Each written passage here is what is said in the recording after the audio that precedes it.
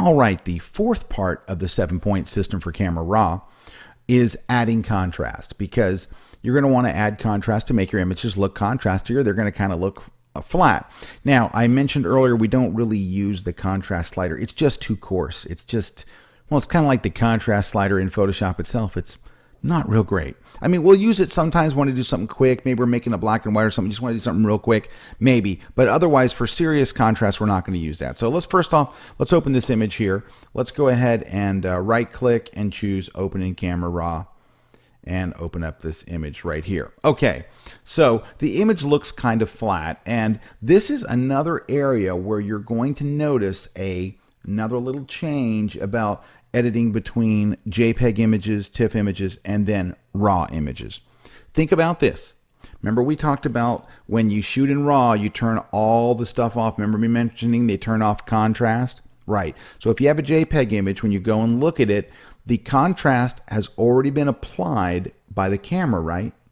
So Photoshop, well, Camera Raw, when you go to the tone curve panel, which is the second one here, and click on the point curve, it's just going to show a straight line, not a curve. And it's going to say linear up here. Linear is their word for there is no extra contrast added to this photo. If you shot in RAW, they automatically add a little bit of contrast. They add a medium amount of contrast to RAW images. JPEG images get none, but it doesn't really change on how it works. You can have the same controls.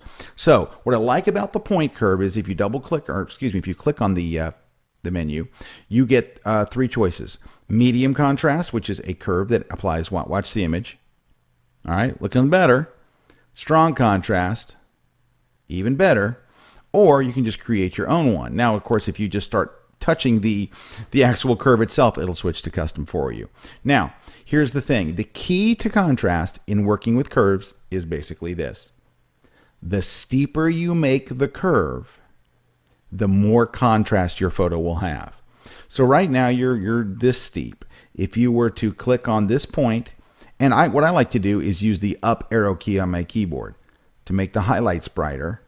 Then click down here to make kind of the lower midtones and shadows darker.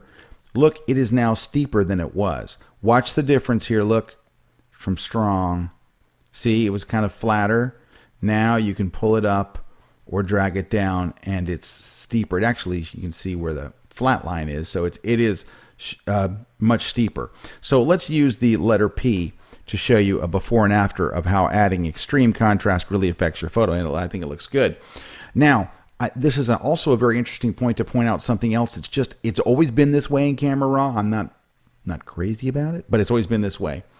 When I turn off the preview here, right, it only shows you the preview for the current panel you're in.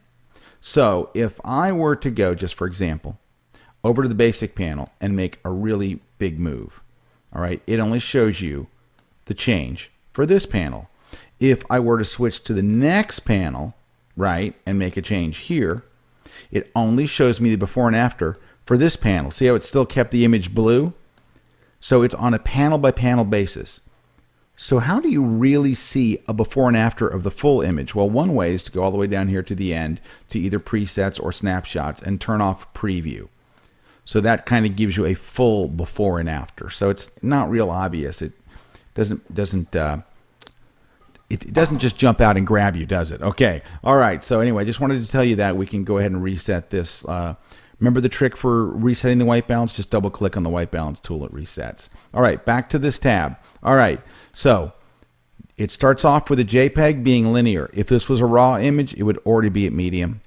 You can choose a preset or make them yourself. Click and drag them, or just use the up and down arrow keys. Click on a point, then use the up and down arrow keys to add more contrast. Now, there also is another kind of curve, and it is called the parametric curve. It adds on to what you've already done, okay? So if you've done nothing, it doesn't matter. But if you've done this curve, then what you do here is going to add to it.